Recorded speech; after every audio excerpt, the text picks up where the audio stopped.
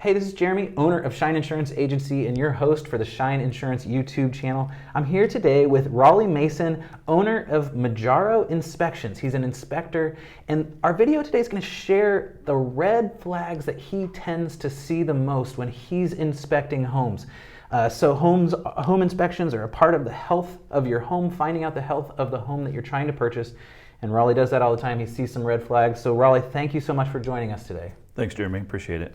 All right, so let's dig right in. What's the first red flag that you tend to see when you're inspecting homes?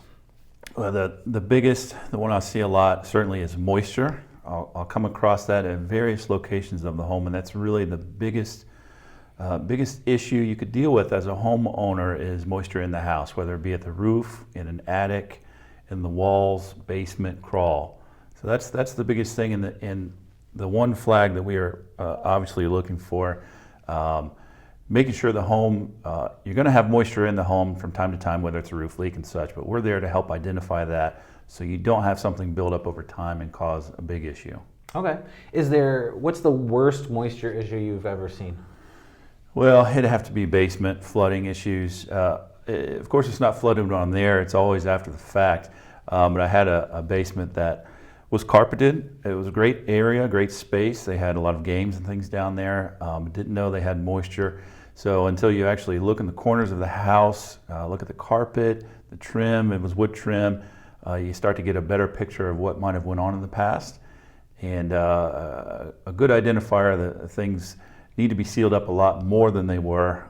So yeah, that's probably the biggest place I found it, is in basement. Okay, cool. And I think sometimes when there's moisture issues, that might bring us to the second red flag that you tend to see that's very similar and kind of connected probably with moisture issues. So what's that second red flag? Yeah, that would be mold or mildew in the home. So you'll never see an inspection report necessarily that says that it is mold 100%. Making sure that you have it tested at least after the fact is what we're going to at least make sure that you understand. When we see something that looks dark on wood and something like that, we're certainly going to call it out as possible mold or mildew. And you'll usually have a recommendation to have a test performed, whether that be a swab at that location to verify if it is mold or not, or it could even be have an air quality test performed, because if you see enough of these things throughout the house, enough of these possible mold or mildew spots, and we'll certainly call that out and want to make sure you have that tested so you understand if it is a serious problem or if it's just directly at that particular location where we saw some moisture intrusion. So the mold, during the inspection itself, you aren't likely to walk away with whether there's mold in your house for sure or whether there's mold all the way around. That tends to be a secondary inspection if it's noticed by the primary inspection? That's correct. We'll never call it out 100% because we're not licensed necessarily as mold specialists or remediation specialists. However, certainly we're going to be on the lookout for that. And if we see something that certainly looks like mold, we're going to call it out. You're going to have varying degrees of that as well, what we may see. But yes, the thing is, just like moisture in a home, in pest issues, there's sometimes where that's going to be hidden behind a wall perhaps. You're not going to know how serious it could be. But if we see evidence, no matter how small, we're certainly going to call it out and make sure you have it tested. And certainly if we see enough of it, recommend an air quality test be performed as well. And that could be potentially an additional expense for a buyer if you notice some potential mold or some potential air quality issues, that they may have to pay a little bit more for an additional inspection, but obviously at that point it's super worth it, right? Absolutely. It is an added cost, and it's not something we necessarily will do. Some firms may, but there are companies in the area that will do that for you. And it is an added cost, but certainly, as you said, you want to know before you move in. You certainly want to make sure it's not going to build up on you over time if you're living there, and you certainly don't want to have to deal with it if you try to sell it in the future. So it's worth whatever extra cost is associated to get that moisture Absolutely. or mold or mildew inspection done. Okay, so the first two red flags kind of have to do with moisture or the things that result from moisture. What's the third one? We'll kind of put these together here. Plumbing and electrical systems, they're obviously completely different, but the point is these are systems that run behind walls, under floors and things that aren't necessarily accessible and visible to us when we go through the house. So We keep an eye out for things where we can, whether that be behind the electrical panel. We'll take that off and look at the wires and see how they're run and make sure everything is done correctly. Plumbing is the same way. We'll open up cabinets and run water as we check each actual location where you actually have access to the plumbing. And so those are big red flags if you have, of course, leaks. But if you see enough of it, it may be a point where you have to have a plumber come out and review the house. There may be more to it than just those small leaks. If you see enough of those issues. Same thing with electrical. If you see a lot of issues here and there, perhaps it's an older home and they have a lot of upgrades, electrical upgrades. You have to make sure that's done correctly. It may look fine and you get power everywhere, but unless they had it done by someone that was licensed to do it and did it correctly, you could be dealing with a big issue after the fact. If you ever have an electrical work done on the house, they may identify it then, and it could cost a lot to repair that and fix it. Absolutely. Are there huge parts of either electrical or plumbing that are just red flags in and of themselves, like an element, if you see it in a house, it's like, this is a problem? Well, probably more electrical than plumbing. It's a great question, though. Electrical, you can usually tell a couple different ways, and that would be if you have certain situations, if you have radiant heating along the floor, and then you have an electrical outlet, not too far from that. That's a big red flag. It's got to be addressed. Or if you see signs, for instance, when I open up an electrical panel, I may see issues where the wiring is overheated and such. Those are things you aren't going to necessarily see day to day in the house, but they will over time accrue and build up into bigger issues, and that's usually where we'll see it. Okay, cool. And then I would probably add fuses in a house. Is that a pretty big red flag or no? Well, it is. Older homes, as you inspect them, they may be inspected a little bit differently just because of code was a little different back in those days. And not that we're code inspectors, but we'll know code at the time frame. So we may not call out something necessarily because of it's not code now. However, fuses is a great question. That's something we'll usually ask. Have an electrician come out and give you an idea what it might cost to replace that, because that's certainly very old at this point. Okay, cool. So those are the top three: moisture intrusion, mold and mildew, and then electrical plumbing stuff. What's the fourth one? Fourth, I would say, would be your windows. That's such a huge cost if you ever have to deal with those. Sometimes you can deal with one at a time, and that's great. But if you have windows that are older, maybe they're wooden, maybe they've taken a lot of moisture over the years, and so the frame and such are not as efficient as they used to be, or they just don't work as well as they used to. That's certainly something that we look for and have to keep an eye out performance of those windows. Not just environment, as far as how tight the house may be, sealed up, but certainly just the function of them. And so the main thing, again, moisture intrusion, we want to make sure that's not happening at the windows. Make sure they're sealed up. If you see foggy windows and things like that, you may have a broken seal. Just indicators where you perhaps could get away with repairing. May have to replace it though. Okay, and that's a big thing. If you're going to have to replace windows, it's just important to know that. It doesn't mean necessarily you're not going to buy the house, but maybe it affects the price that you're thinking about paying or the investment you're going to have to make after the purchase, and all of those numbers add up. So having your inspector point out something like windows is a key piece of your decision-making process. Absolutely, great way to sum that up. Okay, so the fifth red flag, kind of final one, is going to be a group of things, it sounds like. Yes, these are what I would consider big ticket items. So you're dealing with HVAC system, whether that's the furnace or the outside air conditioning unit. They all make up one system, if you will. You have septic systems, perhaps. If you're dealing with foundation issues, that's another one. Structure type issues, and the roof. All those are big ticket items that we have to look at.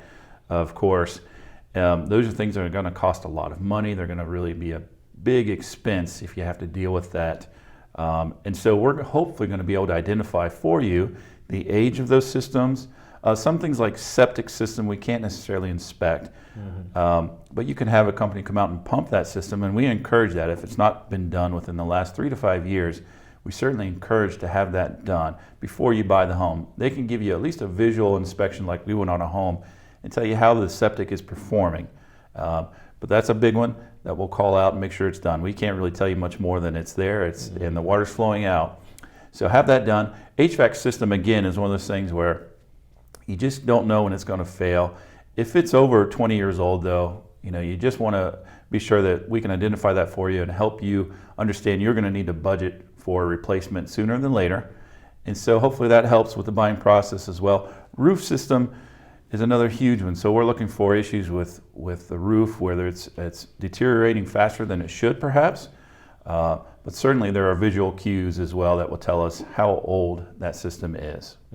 Okay, cool. So 5 red flags, let's go through them real quickly. Moisture intrusion in all different parts of the house you can experience. Mold or mildew, you're not necessarily going to verify whether there's mold or mildew in the house, but you can point out if you feel there is, and then an additional inspection could happen to give more detail to a buyer about that. The third one was electrical and plumbing, making sure that those systems are working, are in good shape, and giving the buyer an idea of maybe how old they are and how useful they are. Well, electrical and plumbing is useful no matter what, but how old they are, I guess.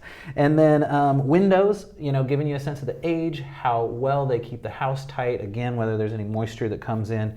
And then finally, big ticket items like HVAC systems, roof, different stuff like that. You're going to give the buyer a sense of what the scenario is with those, how old they are, whether they need to be replaced sooner than later. Is that right? Absolutely, and whether they need to be checked before they buy perhaps is another comment I'll throw in a lot, especially with HVAC. Make sure you have it reviewed and serviced, especially if we don't have a good log on that system to show it's been maintained over the years. Right, and so a lot of times people will have the same person come in and maintain the system, often the same people who installed it, and so then you would have a good log on your HVAC system in that scenario. Unfortunately, that isn't always the case though, right? That's correct. Now I know we said 5 things, but then we're going to throw in a bonus here at the end, something that is maybe almost more important than any of the rest of them, and really definitely needed to be pointed out as a potential red flag if there was something wrong with it. And what is that, Rollie? Yeah, that's dealing with the foundation. So the foundation itself is really the biggest thing, aside from moisture intrusion, because if that foundation is struggling, if there's issues with cracking or shifting, it could really be a whole different ballgame as far as what you're dealing with on that house. Even if you're dealing with issues with pests in a basement or crawl, that will certainly affect your foundation as they can eat away at other things. But we're going to look at that, and we're going to be looking out for things like that: crack, moisture intrusion, any cracking, moisture intrusion, locations. But just overall, it's a huge thing you just can't go without looking at, and that's something that has to be done, and it is with any inspection. But certainly, anything can be fixed. It's just a matter of us trying to help identify anything that we see, whether it be perhaps sagging or floors that are sloping a certain way. There may be times we'll call out for a structural engineer to review the house based on that. Okay, so what are some of the common issues you see with foundations? Well, with the foundations, the common issues are just floors that may slope, or you may have some sagging in a room, doors that close on their own. Anytime you come in and have a door stop at a door or a bedroom, it kind of throws a red flag. And maybe something's going on with that foundation.